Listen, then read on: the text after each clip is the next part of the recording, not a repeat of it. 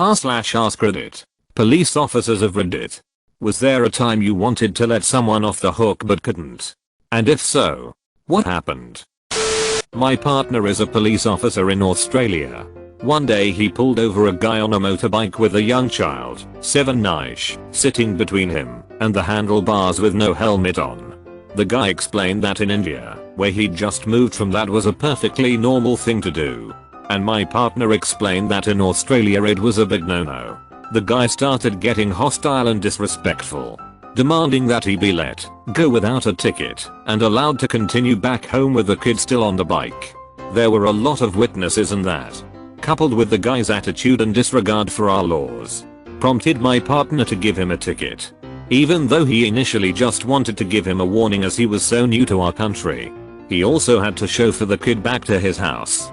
Hours later, my partner gets a job to go to a domestic violence incident. He recognizes that it's at the same address he dropped the kid off at. He tears their code too and is confronted by the same Indian guy who slashed his wrists and is bleeding out everywhere. The guy ends up not dying and had to spend a stint at psych ward. Turns out that when he got home, his wife had given him a massive tongue lashing, saying he'd brought shame upon them, and the sight of their son being dropped off by a police car with all the neighbors watching was utterly humiliating. She said she was going to leave him and go back to India etc. And the guy tried to end it all as he was so overcome with self-remorse. Sad all round. Crazy how a small traffic ticket that wasn't even going to be written out at the start blew up into life-changing events for this family. Edit. Oh wow. Thanks for the gold, mate. I'm actually pretty chuffed as I've never received it before. Turns out that when he got home, his wife had given him a massive tongue lashing, saying he'd brought shame upon them, and the sight of their son being dropped off by a police car with all the neighbors watching was utterly humiliating. She said she was going to leave him and go back to India etc. And the guy tried to end it all as he was so overcome with self-remorse. That's really interesting. I kind of had the impression that marriage was a more serious commitment in India than in the US, where people can indeed get divorced for relatively minor reasons. But apparently I was wrong. Generally speaking, the sense of honor is stronger in Asian countries as well. Being respectable is super important. Guy was brought into the station by the German police in handcuffs. I was told to fill out the paperwork and advise the guy of his rights. He'd been busted for DUI. It was New Year's Eve and his neighborhood was having a party. He witnessed a female at the party being harassed and verbally abused by her husband. He tried to intervene, but the husband wouldn't back off. All the MPs were tied up. He tried calling a cab and no one was available. And everyone at the party was blitzed. So despite having had a few drinks, he took it upon himself to just drive the woman back to her home on the other side of the neighborhood. In that very short distance, he got pulled over by the police and arrested. Essentially it was all just a good deed gone wrong. I had to read him his rights, but I also strongly hinted that he waive them and write a statement about the events. He ended up not getting into too much trouble military-wise, but still had a DUI on his record. I definitely felt bad for the guy. Edit. That's what I get for writing this then going to bed. At the time, I was US military police, stationed in Grafenwohl, Germany. The soldier in question was living in an off-post housing area, in which the Germans and the US both had jurisdiction. The police were conducting random stops, as they have the right to do so, since it was New Year's. Since the soldier was compliant and not stumbling around acting like a fool, he was not charged on the German side of things. They simply brought him to the MP station and let us handle it. The DUI remained on his record, but he was not demoted or barred or anything, since he could prove that he'd exhausted all options before choosing to drive. Edit 2. He wanted to write a statement about it long before he waived his rights. Even after being advised, he kept talking and told his story. Everything he was saying would have gone in my report anyways. So higher ups suggested it would probably just be in his best interest to write out the full story, instead of getting it piecemeal in my paperwork. He was clear and articulate, with no outward signs of being intoxicated. They didn't walk to the woman's home because it was a housing development. Her house was on the other side. A good mile walk or so. It was deck 31/Jan 1. Very late/early. And freezing cold. The MPs were tied up. And a cab couldn't get to them for another 1-2 hours.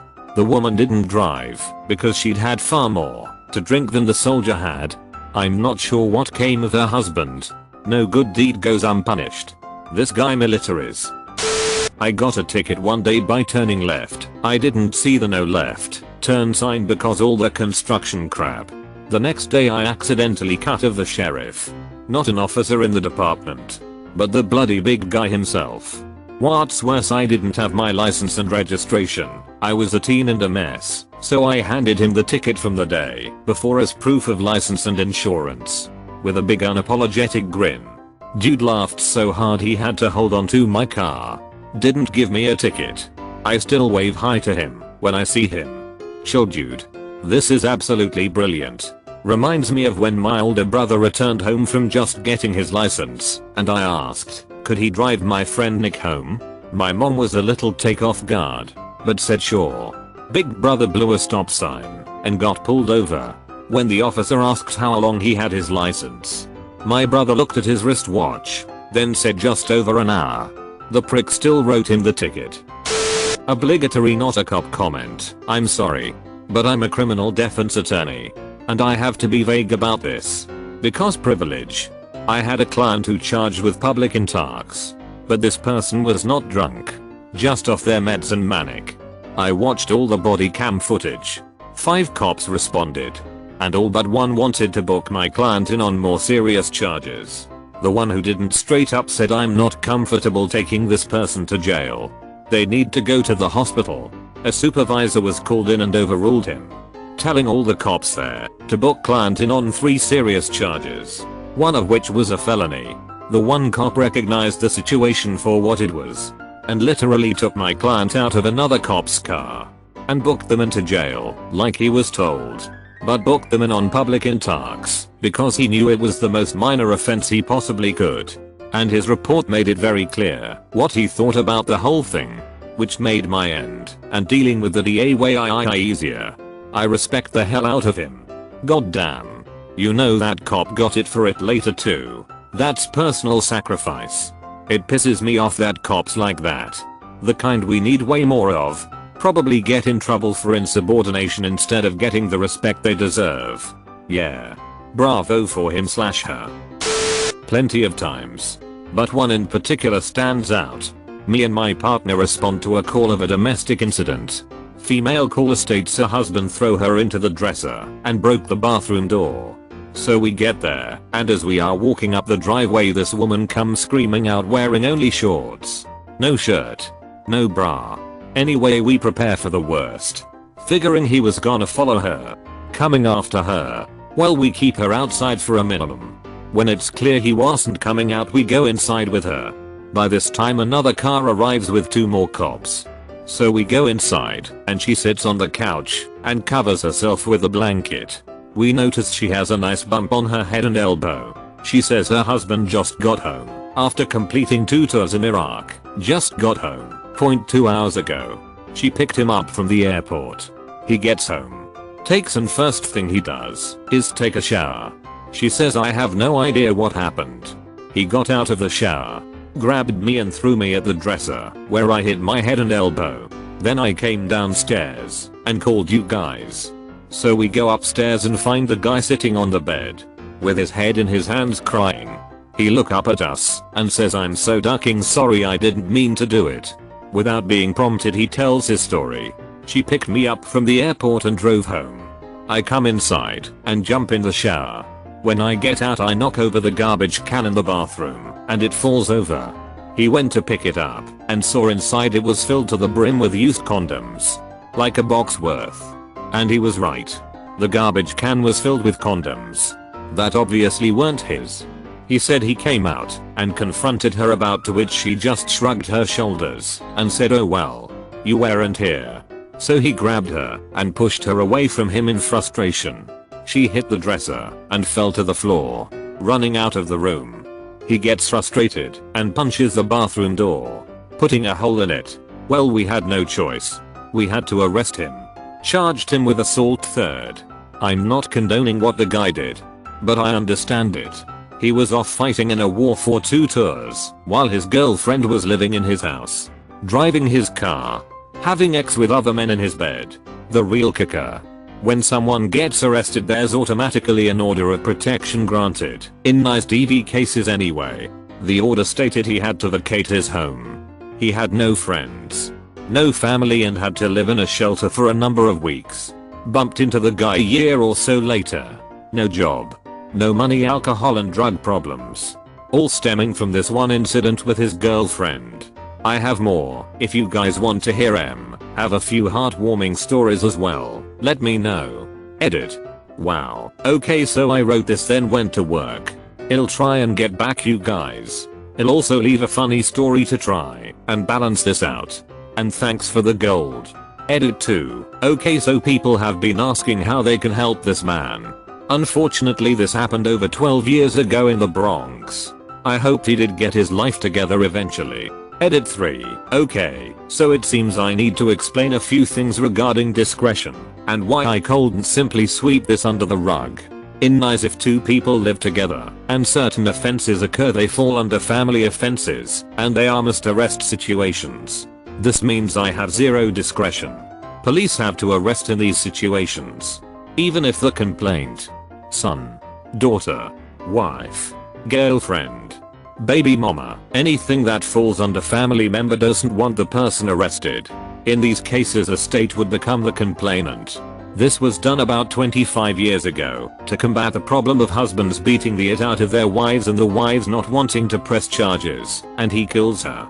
The police used to have discretion in these cases. Hence the what does he have to kill her for you to arrest her?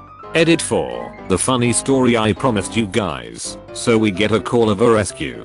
A little boy with a training potty stuck on his head. So we go to the apartment and the mother tells us her son is sitting on the couch inside. We go inside and there is a 3-year-old sitting on the couch watching cartoons, drinking a Capri Sun with a training toilet bowl seat around his neck. It was stuck around his neck for over 3 hours at this point. His mother tells us that he put it over his head while fooling around and now she can't get it off. It won't come past his ears. It seems there is a inward dip in the toilet seat that allowed him to slide over his head in one direction, but can't get it up past his ears in the other direction. So there we are, my partner and myself sitting on either side of this young man, while he sits there sipping on his juice pouch. We try and raise it a little bit, and it gets caught on his ears, and he screams like we were stabbing him. At this point the fire department shows up. So now there are about 6 people in this house all looking at this little kid with tears streaming down his face. Poor guy.